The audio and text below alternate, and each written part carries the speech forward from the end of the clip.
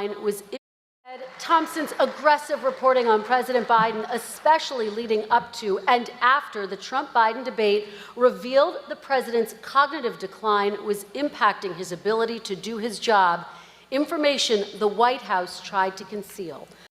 You know what really pissed me off about the media? Is the fact that not only they deny that shit for so long, and then now they're giving themselves an award by stating the obvious, finally, when they could no longer deny it. That's what pissed me off about them. Well, there's a lot more, but we're going to watch this video real quick, so let's do this. What are you doing, Stero? Ladies and gentlemen, the White House Correspondents Association is pleased to give the Aldo Beckman Award to Alex Thompson. President Biden's decline and its cover-up by the people around him is a reminder that every White House, regardless of party, is capable of deception. But being truth tellers also means telling the truth about ourselves. We, myself included, missed a lot of this story. And some people trust us less because of it. We bear some responsibility for faith in the media being at such lows.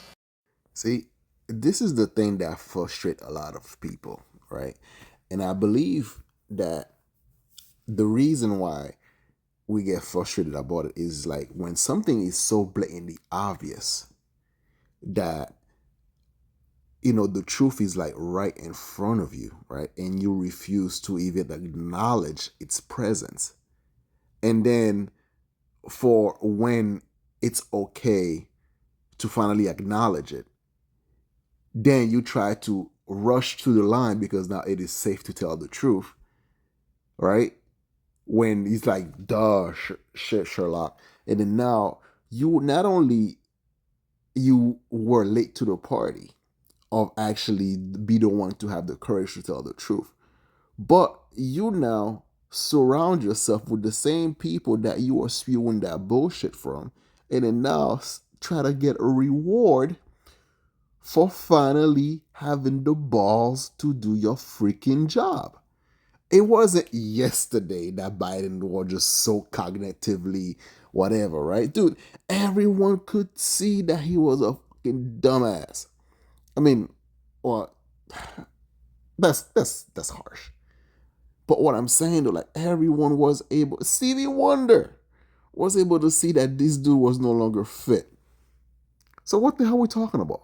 Why was the mainstream media so reluctant, it seemed to me, to go much, much harder on what everyone was seeing with their own eyes?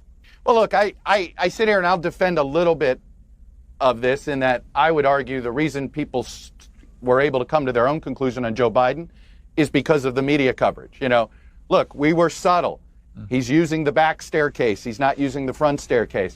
Hey, he's not doing any Plenty of individual people questioning whether he should run. I certainly questioned whether he should run. You didn't understand, you know, there were some of that. But I understand the argument about the collective on that front. The only thing I can chalk it up to is this, whatever you want to call it, this fear that some members of the media had sometimes that they would be perceived as helping Trump if they somehow diminished Biden, right? That it was some sort of zero-sum game. It would be perceived as helping Trump if they point out the obvious about Biden. Like, this is the thing that irritates. All right, so let's just think about this, right? So you don't want to tell the truth because it would then help your perceived enemy. So the truth will help your enemy and it will hurt you. So then therefore, you're not fighting for the truth. You're fighting for your own agenda. You're fighting for, you know, whatever benefit that you're fighting for. So it's like, so if that I cannot depend on what you tell me, so I have to look at what you tell me based on how you benefit from what you tell me. Right? So then the truth doesn't benefit you unless you are benefiting from it. Right?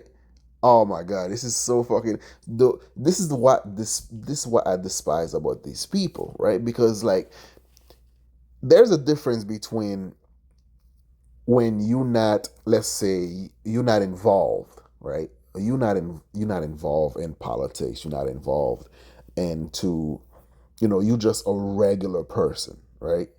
So you just consume your media, you watch your football, you don't pay attention to none of these political shit, right? Let's just say Stephen A. just dabbling your feet at, politics now, right? So your ignorance in that sense is understandable because you just coming in the fray, because it's like you seen two group of people fighting, but you're not really sure who's in the right or who's in the wrong because you were just minding your business somewhere. And then now you just got in there and you try to figure it out. Okay, who's full of shit? Who's the bully? Who should I side with? Right? So I can understand that. But if that's supposed to be your job as a journalist, you're supposed to ask questions. Like, yo, dude, you getting up in age here. What's going on? Why you keep fumbling your word? A stutter. When did you have that stutter?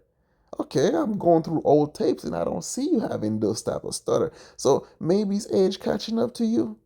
Asking those type of questions. Because that was supposed to be your job as a journalist.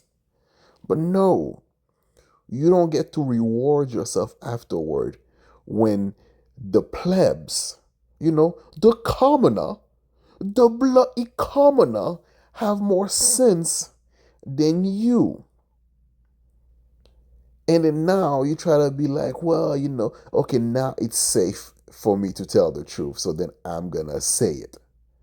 Like, no, right now you try to fight for your credibility, which you have none.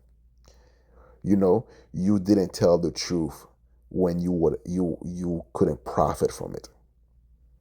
Now that only you can't profit from continue to spread lies, you can't even like, you now fighting for your survival of the only thing that makes you relevant, which is supposed to be your credibility. And that's why it's so annoying about people like, let's say, Chris Cuomo, people like these journalists, people even like this Chinese girl that just now want to get like a pat in the head for finally stating the obvious when you clearly in the fray of discussing politics all the freaking time. So yeah, your credibility should not be restored right away. You're supposed to have like a litmus test, find out like how long. Okay, like someone like Anna Kasparian, I have a little bit more grace for her because at least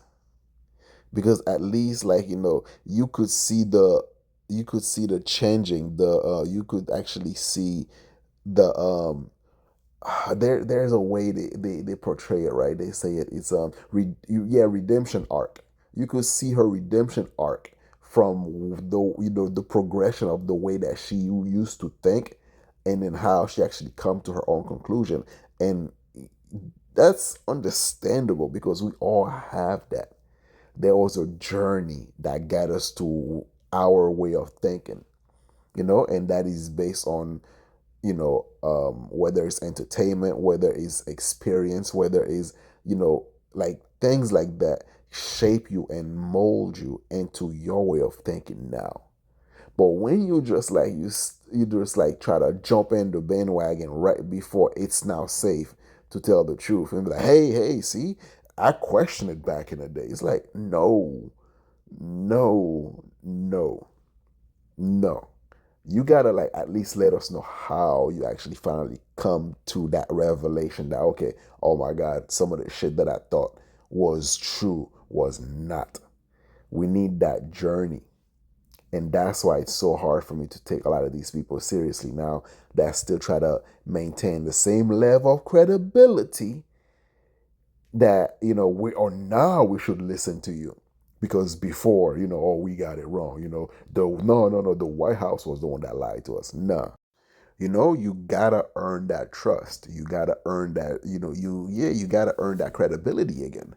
And it's a journey. It's a slow process, but you have to earn it for people to take you seriously, right? And I think this has been the fundamental mistake that many members of the traditional press have done. But anyway, so I'm out of here, guys. You know what to do. Subscribe to the channel. And yes, the Haitian This is is not a media out. failure. This is a failure of the Democratic Peace. Party. And I just sort of the virtue signaling that some people have done to try to say that the media missed this story. They didn't miss this story.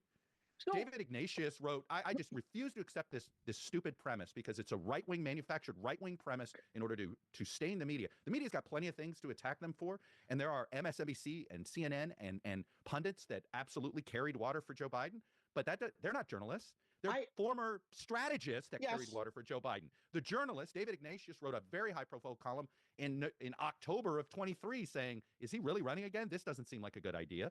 People like me were promoting Dean Phillips' campaign because he was running Wall Street Journal did a bunch of coverage. So it's not like this. This isn't WMDs where the White House worked with the mainstream media to manufacture a story that did not exist. That was a press failure. Massive press failure.